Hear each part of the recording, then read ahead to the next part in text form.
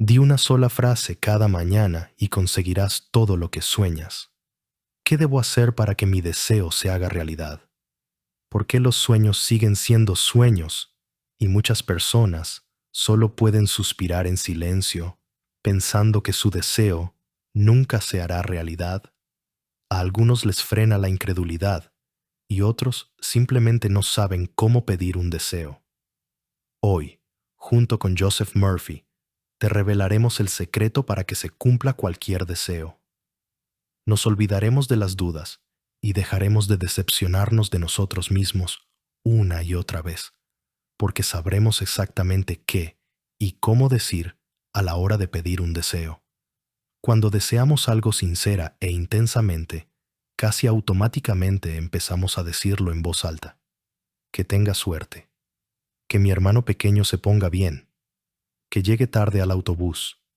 Los creyentes también hacen lo mismo, dirigiéndose al Todopoderoso con una oración. Y los milagros ocurren.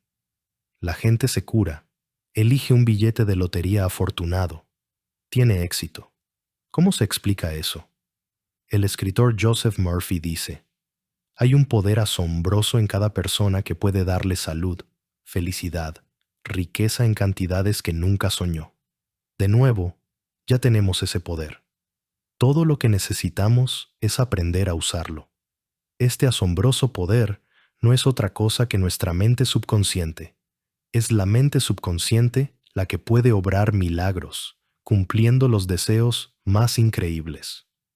Murphy explica que la mente subconsciente humana tiene la capacidad de captar sensiblemente cualquiera de nuestros pensamientos y palabras. Y no solo escuchar, sino empezar a trabajar en su realización en la realidad. Muchos de nosotros decidiremos que todo esto no son más que especulaciones, pero el escritor da ejemplos increíbles de la vida que confirman lo grande que es el poder del subconsciente. Por ejemplo, uno de los parientes de Joseph Murphy enfermó gravemente de tisis. Los familiares ya se han resignado a su muerte inminente, sin esperar que algún día se recupere. Pero el hijo del enfermo no perdió la esperanza de recuperarse. Se acercó a la cabecera de su padre y le dijo que iba a hacer un pequeño viaje, pidiéndole que le esperara. Al cabo de un rato, el hijo regresó, llevando en la mano un extraño objeto de madera decorado con oro. El joven contó a su padre que había encontrado a un peregrino en el camino, que le mostró su tesoro, un fragmento de la Santa Cruz.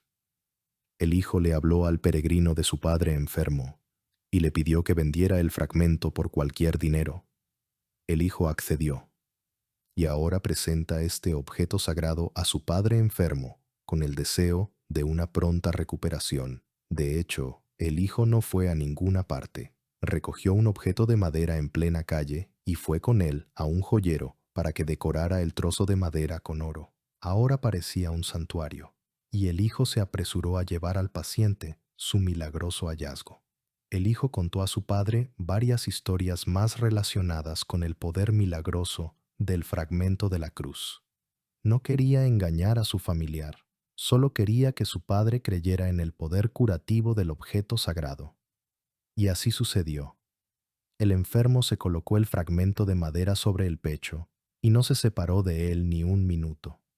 Pasaron varios meses, y en el siguiente examen, los médicos comprobaron que la enfermedad del padre había desaparecido. Goza de buena salud. El escritor explica que, por supuesto, el enfermo se recuperó no gracias al fragmento de madera, sino a su fe incondicional en que el regalo de su hijo le ayudaría. El segundo ejemplo vívido que cuenta Murphy es el de una anciana que de repente quiso librarse de la soledad. La viuda, de 75 años, había criado a sus hijos hacía mucho tiempo. Se mudaron, y la anciana solitaria sufría sin compañía ni amor.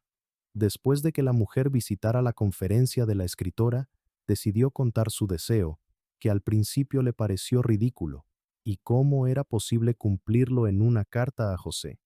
Ella escribió: estaba atormentada por la soledad, pero incluso tenía miedo de pensar en lo que mi corazón tanto deseaba. Después de asistir a su conferencia, me di cuenta de que mi deseo puede cumplirse si sigo repitiéndolo. Creo en su cumplimiento y espero el momento en que se haga realidad. Para librarse de la soledad, la mujer decía cada día una frase en la que tenía en cuenta todas las recomendaciones de Murphy. Decía, en algún lugar hay un hombre que me necesita. Tiene un carácter amable y un alma hermosa. Ese hombre me encuentra y vivimos felizmente casados. Ahora mi vida tiene sentido. Esa frase se convirtió en su hechizo durante semanas. Hablaba y hablaba, y mientras tanto, su fe en el cumplimiento de sus queridas palabras crecía cada vez más. Un día fue a una farmacia y la recibió un apuesto anciano con el que se puso a hablar. Resultó ser una persona muy sensible, amable y comprensiva, exactamente el tipo de persona con el que ella soñaba. Como era de esperar, al cabo de un tiempo, se casaron, y en ello, según afirmaba la mujer, estaba la acción de su sabio subconsciente. ¿Cómo funciona la oración científica, Joseph Murphy? No dio accidentalmente el ejemplo de una anciana, ella estaba atenta a su conferencia y compuso su deseo correctamente, exactamente como es necesario para que nuestra mente subconsciente comience a actuar, a hackear algo para realizar la frase pronunciada. Tal frase correctamente compuesta el escritor le llama una oración científica. Acerca de lo que es, el escritor dice lo siguiente. Si decimos una oración científica con la creencia de que nuestro deseo se cumplirá, nuestra mente subconsciente toma nuestro pensamiento y nuestra condición como verdad. Tarde o temprano, nuestro deseo más íntimo se realizará por sí mismo. Esto es lo que yo le llamo una oración contestada. Entonces, ¿cómo debería sonar la frase que hace funcionar la mente subconsciente? Murphy nos lo recuerda. Piensa en el texto de cualquier oración. En él se forma algún pensamiento o deseo que tiene como objetivo alcanzar alguna meta. La persona que dice la oración expresa el deseo más fuerte de su corazón. Así pues, la oración es un deseo. Seguramente, casi todas las personas al menos una vez en su vida han rezado una oración, especialmente en periodos difíciles de la vida, cuando hay una enfermedad u otra desgracia. ¿Cuántos ejemplos conocemos de la vida cuando las personas, al encontrarse en una situación desesperada y esperando la salvación, pasan minutos, horas e incluso días en oración? Y las palabras de esta súplica, dirigidas a algún poder superior, milagrosamente ayudan, salvan, curan, sacan de la angustia. Y no importa en absoluto si la persona es creyente o no. Su poder es omnipotente. El escritor se pregunta, ¿por qué no lo utilizamos a diario?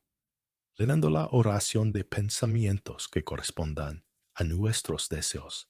Al fin y al cabo, es la oración científica, es decir, la que se compone según todas las reglas, la que ayuda a cumplir todos nuestros deseos y sueños. El componente principal de la oración científica es la fe en el cumplimiento del deseo pronunciado en voz alta. El ejemplo que de Joseph Murphy lo demuestra. Habla de una mujer que había enterrado a su marido y estaba a punto de entrar en la herencia que le había dejado por testamento. Pero entonces se descubrió que los hijos del primer matrimonio de su marido también reclamaban la propiedad. Intentaron por todos los medios anular el testamento, reconocerlo como inválido. Y la viuda no opuso resistencia, se limitó a repetir cada día la misma oración científica, que la cuestión de la herencia se resuelva según la voluntad de Dios. El escritor especifica que, al pronunciar esta misma frase, la mujer confiaba en la sabiduría de su mente subconsciente, que supuestamente la ayudaría. Resolver esta difícil situación. Durante unos largos días, La viuda repitió las sencillas palabras de la oración.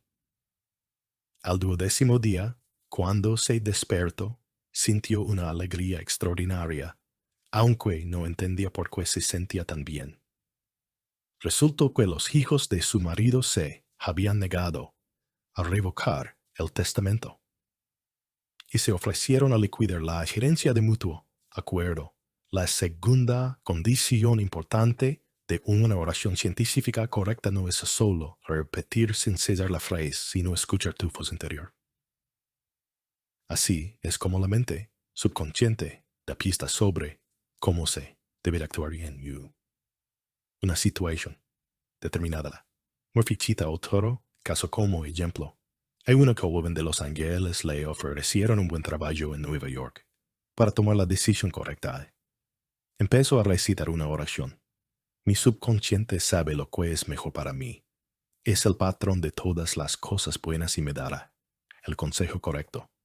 Repitió esta sencilla oración una y otra vez hasta que se quedó dormida. Por la mañana, una voz interior le advirtió que no viajará a Nueva York.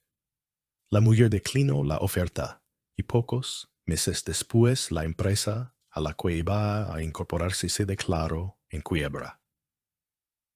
Murphy cree que cada uno de nosotros tiene un pedazo de Dios en su interior y por tanto todos serán escuchados. Sugiere empezar el día con las palabras. Cada paso que doy está lleno de sabiduría y luz. La luz da divina y todo sucede para mi bien y el de todos los seres vivos de la tierra. Amigos, si el video ha resonado con vosotros, hacednoslo saber. Y os deseamos a vosotros y a vuestros seres queridos armonía y felicidad.